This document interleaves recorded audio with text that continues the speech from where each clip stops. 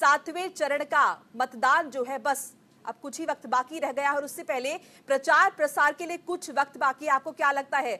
ये जो दौर है, जो आखिरी दौर है, इसमें प्रतिक्रियाएं और ज्यादा तेज होंगी और मुद्दे नए नए निकलकर सामने आएंगे?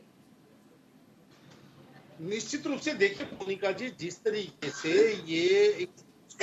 लोकसभा चुनाव का महासमर था और ये अब अपने अंतिम पायदान पे है, यानी कि अंतिम चरण का मतदान 1 तारीख को संपन्न होगा और उसके उसको लेकर जिस तरीके से दावे प्रतिदावे किए जा रहे हैं तमाम राजनीतिक दलों के द्वारा और जिस तरीके से अभी राजनीति देखने में आ रही है और आप और हमने ये पहली बार ऐसा देखा है कि राष्ट्रीय चुनाव के अंदर, यानी कि आप ये समझ लीजिए लगभग 1.5 महीने के दौरान चुनाव जिस तरीके से उतार चढ़ाव वाला रहा और जिस तरीके से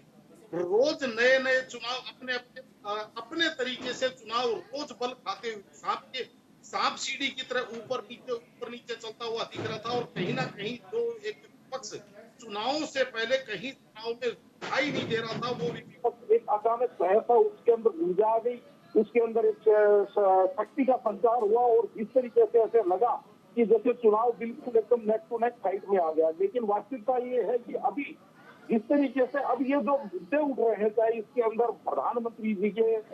कन्याकुमारी जाकर के वहां ध्यान में मग्न होने की बात को लेकर के हों या तमाम जो भी बातें उठ रही है, ये मेरे हिसाब से थोड़ा सा कहीं ना कहीं अप्रासंगिक है। वो इसलिए क्योंकि कोई भी व्यक्ति उसकी अपनी निजी कैपेसिटी के अंदर कहीं भी जाता है और वहां ध्यान लगाता है तो उसके अंदर मुझे ऐसा नहीं लगता कि किसी को किसी चीज का आपत्ति होनी चाहिए। और आज से पहले भी आपने और हमने देखा है कि जब भी कोई ऐसा कोई बड़ा प्रोजेक्ट होता है और उसके बाद संपन्नता के बाद में प्रधानमंत्री जी कभी केदारनाथ जाते हैं, कभी बद्रीनाथ जाते हैं और जाकर के अपनी आत्मा की शुद्धि के लिए जाकर के वहां पे और अपना ध्यान करते हैं या यूं कहें कि एक आत्म तप करते हैं, आत्म बल प्राप्त करते हैं या जो भी उनके अपने लिए साधना करते हैं, तो उसके ऊपर जिस तरीके के सवाल उठाए जा रहे हैं मेरे हिसाब से ये कहीं ना कहीं उचित नहीं है। क्योंकि ये जिस तरीके से आप देख रहे होंगे, कल मैं देख रहा था राहुल गांधी जी और यादव फैमिली यानी कि तेजस्वी यादव और तमाम बैठ करके और एक जो मटन पार्टी कर रहे थे, कहीं ना कहीं वो चीज भी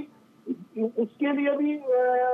इसमें तो सवाल उठेंगे लोग, उसके लिए भी कहेंगे कि भाई आप ये चुनाव के दौरान लोगों को कहाँ भ्रम। तो कहने का तात्पर्य ये है कि ये अपनी एक व्यक्तिगत या यूं कहें कि निजी कैपेसिटी के अंदर करने वाले काम है और इसके अंदर केवल किसी का कोटा खींचने से अगर कोई सोचता है कि भाई जनता के बीच में उनकी प्रतिष्ठा बढ़ जाएगी या जनता का उनके प्रति एक लगाव या उनका समर्थन बढ़ जाएगा, मैं इस चीज को नहीं मानता। रही बात जो अंतिम चरण का है, मेरा यह मानना है कि वो भारत का मतदाता इतना परिपक्व है, वो अपना मत बना चुका है कि उसको किस मुद्दों पर वोट देना। और भारत के अंदर आपको पता है कि कोई भी व्यक्ति है वो अपने अपने उसके अपने अपने मुद्दे होते हैं। कोई व्यक्ति है वो जो